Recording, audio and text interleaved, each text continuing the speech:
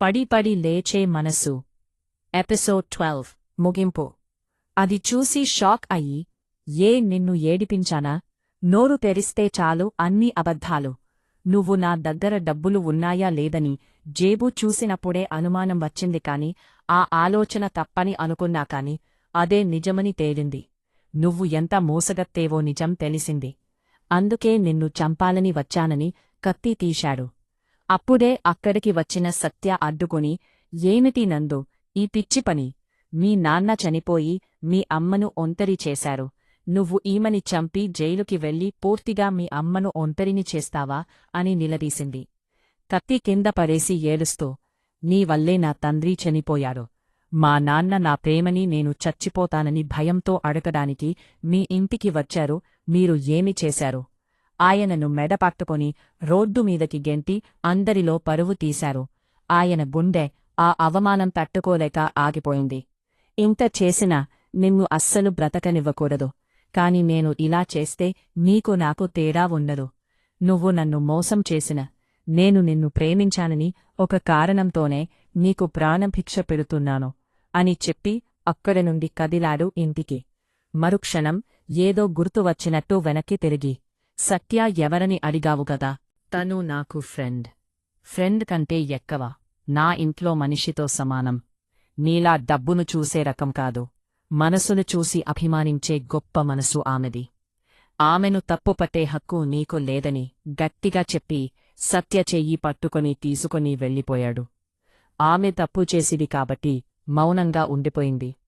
భర్త జరిగింది విని తనని కూడా డబ్బు కోసమే చేసుకుందేమో, ప్రేమ కాదని అర్థమయ్యి తలమీద చెయ్యి వేసుకొని అక్కడ కూర్చోపడిపోయాడు. సత్య నందును చూసి వేణు సంతోషపడ్డాడు. అతను ఇంట్లో మనిషితో సమానమన్నాడు అని, తనని ఖచ్చితంగా పెళ్లి చేసుకుంటాడని, ప్రేమ విషయము చెప్పమని వేణు సత్యవైపు సైగ చేశాడు చెప్పమని. ఆమె మాట్లాడకుండా, ఒకవేళ కాదు అంటే నా పరిస్థితి ఏమిటో అని అయోమయంగా చూస్తూ మౌనంగా ఉండిపోయింది. తనని ఇంట్లో దింపి ఇంటికి నడిచాడు వేణుతో. వేణు ఉండపట్టలేక, నందు సత్యంటే నీకు ఇష్టమేనా అని అడిగాడు. ఇష్టమే. అయితే పెళ్లి చేసుకోవచ్చు కదా. మీ ఇద్దరు జంట చాలా బాగుంటుంది. ఇష్టమే కాని తనని నేను ఫ్రెండ్స్ కదా, పెళ్లి చేసుకోలేను. మల్లిక కాదు అన్నది అని చెప్పి నన్ను మోసం చేసిందని తెలిసాక తనకి దగ్గరైతే తనని నాకు వేరే ఆప్షన్ లేక తనని ఎంచుకున్నట్టు ఒక చాయిస్లా అనిపిస్తుంది. తప్పు అలా చేయడం నాకు ఇష్టం లేదురా. నాకు కరెక్ట్ అమ్మ ఎవరో మా అమ్మ నాన్నలకి వదిలేశాను. నాన్న ఎలాగూ లేరు కాబట్టి అమ్మ ఎవరిని అంటే వాళ్లని చేసుకుంటాను. రే, మీ అమ్మకి కూడా సత్తి అంటే ఇష్టమేరా. అందుకే తనని చేసుకోమని చెప్పుతున్నాను. తనకి కూడా నువ్వు ఇష్టమే కదా. తనకి నేను అంటే ఇష్టమని తెలుసు. కాని నాకు ఎవరు కరెక్ట్ నన్ను పెంచిన అమ్మ నాన్నలకి తెలుస్తుంది. అమ్మ నాన్న మాట కాదని నాకు నచ్చినట్టు చేస్తూ మళ్ళీ బాధపడలేను. అంటే ఏమిటిరా నువ్వు అనేది? సత్తి కూడా ఆ మల్లికా లెక్క అనుకుంటున్నావా? అలాంటిది అయితే నీ నుండి అన్నీ కోరాలి. కాని తను మాత్రమే నీకు మంచి భవిష్యత్తు ఉండాలని ఎందుకు కోరుకుంటుందిరా?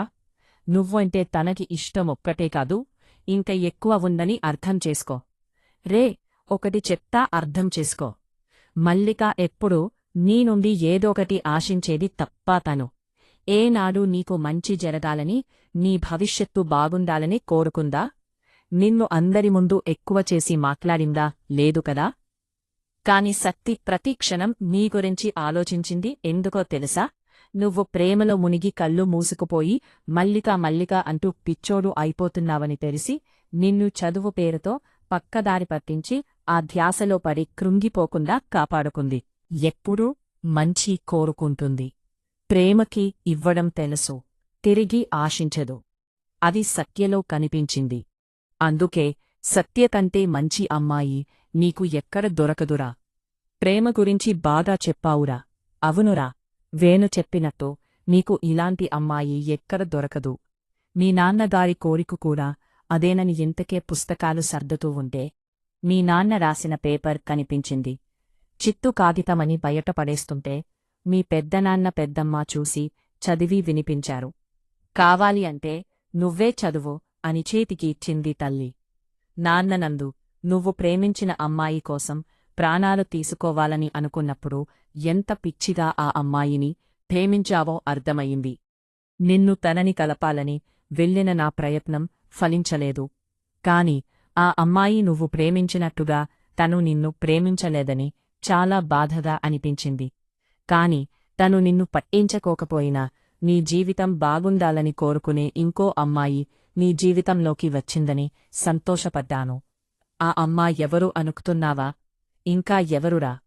నిన్ను మంచి స్థాయిలో చూడాలని తను నిద్రలేకుండా గడిపి అలసిపోయి ఒక స్నేహితురాలిగా నీ సంతోషం గురించి ఆలోచించే సత్యనే నీకు తగిన జోడి. ఆ రోజు నువ్వు తనని ఇంటికి తీసుకుని వచ్చి పరిచయం చేసినప్పుడే తనని కోడలిగా మీ అమ్మా నేను ఫిక్స్ అయ్యాం. కాని తన ఇష్టం తెలుసుకోకుండా కోరుకోవడం న్యాయం కాదని ఆగిపోయాను.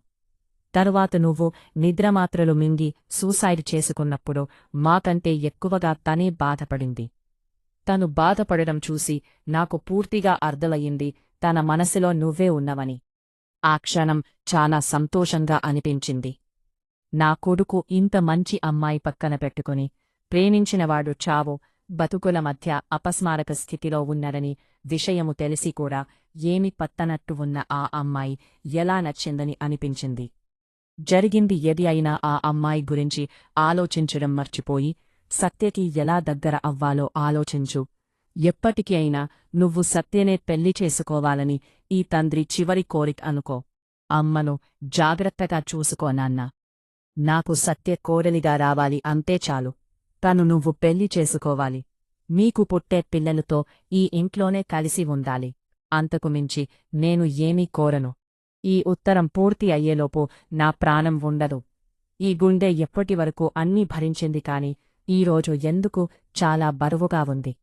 మాట సరిగ్గా పూర్తి చేయకుండానే ఊపిరి ఆగిపోయింది. అతని గుండె ఆగిపోయిందని అర్థమయింది. ఆ పేపర్లో అక్షరాలు చూస్తే అర్థమవుతుంది. అతను కన్నీళ్ల తడి చుక్కలుగా పడి పేపర్ మీద ముడతలు కనిపిస్తున్నాయి. అవి కన్నీటి చెమ్మ తాలూకా మచ్చలను తెలుస్తుంది. అది చదివి సత్యనే పెళ్లి చేసుకుంటానని తన నిర్ణయం చెప్పి తండ్రి ఫోటో దగ్గర నిలబడి చేతులు జోడించి నమస్కారం చేశాడు. త్వరగా వెళ్ళి నా కోడలిని ఇంటికి తీసుకుని రా అని పద్మ కొడుకును బయట వరకు పంపింది. సత్యనందు ఇంటికి సడన్గా రావడం చూసి ఆశ్చర్యపోయింది.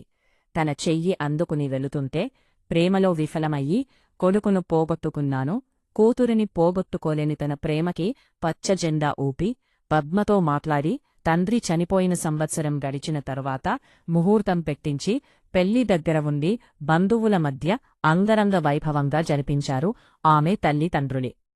శుభం. ప్రేమిస్తే జీవించు, కాని నటించకూడదు. ప్రేమ పేరు చెప్పి అవసరం కోసం విచ్చలవిడిగా తిరుగుతూ టైంపాస్ చేస్తారు కొందరు. కాని ఒకరికి అది టైంపాస్ అయితే ఇంకొకరికి జీవితం. ఒకరు కాదని వెళ్లిన రెండోవారు జీవితమాంతం బాధపడాలి. కొందరు అయితే సూసైడ్ చేసుకుని చనిపోవాలని డ్రగ్స్కి, తాగుడుకి, సిగరెట్ లేని అలవాటులు అన్ని చేసుకుని పిచ్చోళ్ళు అయిపోతారు. గురించి రాయాలని రాశాను. ఎంతవరకు మీకు నచ్చిందో తెలియదు. మీ కామెంట్స్ చూస్తే అర్థమవుతుంది నేను ఎంతవరకు బాగా రాశాను అనేది. Subscribe to our channel. Thanks for watching.